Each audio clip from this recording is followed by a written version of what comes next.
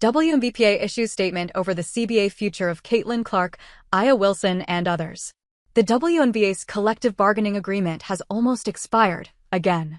After the initial 30-day extension, little has been achieved. The WNBA proposed a CBA with maximum salaries trending to more than $1.1 million. That would have gone to the top tier of players like Caitlin Clark, Aya Wilson, Napheesa Collier, and others. However, that was still not enough to please the WNBPA. Well, the proposal wasn't exactly a straightforward increase to $1.1 million. According to The Athletic, that sum was made up of a combination of base salary, which was around $800,000 to $850,000, and a revenue-sharing component covering the rest. While it's unknown what revenue sharing in this proposal means, it does not do enough for WNBPA's demands. Now, with the deadline approaching, the WNBPA has issued a statement regarding the future of these negotiations. We have proposed a 6-week extension. We expect substantive movement from the league within this window, the union said via ESPN's Ramona Shelburne. According to Shelburne, the two parties have yet to agree on the length of the extension as well, with the WNBA proposing a 21-day push. The WNBPA initially also considered a short 24-hour extension, but a longer one was eventually agreed upon.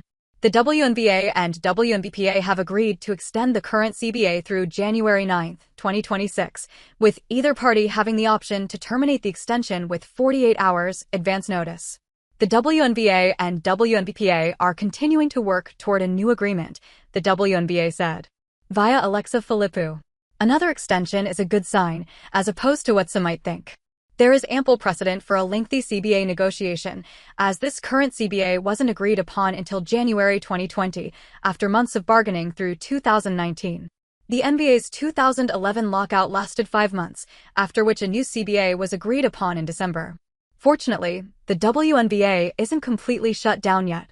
Despite the threats, the two parties want the talks to continue, instead of a lockout. The free agency will be delayed until the new CBA is agreed upon. Generally, it starts in January. WNBA offering a shorter extension could be wishful thinking or preparation of a more WNBPA-friendly proposal. The longer this drags on, the more it affects the league. Competitors are waiting to pounce on their moment of weakness. Project B assigned 7 players while luring them with a reported $2 million salaries, along with significant equity.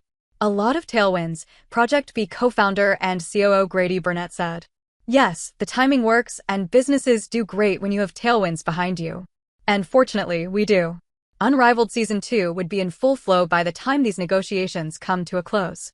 The league needs a new CBA for its internal working too, as it prepares to welcome 2 new franchises at this pivotal time. CBA uncertainty makes Toronto and Portland's lives difficult. Toronto Tempo paid a reported $50 million as an expansion fee. The Portland WNBA franchise paid a reported $125 million, which also included the cost of a new practice facility. It feels cheap as the next 3 franchises will be paying $250 million each. However, those savings come with compromises. Both teams can't begin with their team building because of the stranded CBA negotiations. The free agency has too much time remaining in which things can evolve. Their expansion draft dates are not yet set.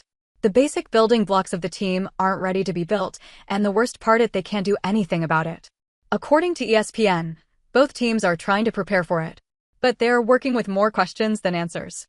Currently, they are running with the assumption that the expansion draft will be carried out in a similar fashion to last year. ESPN reported that the league is looking to continue that same format. The pre-existing teams will be permitted to shield 5 players from their current roster.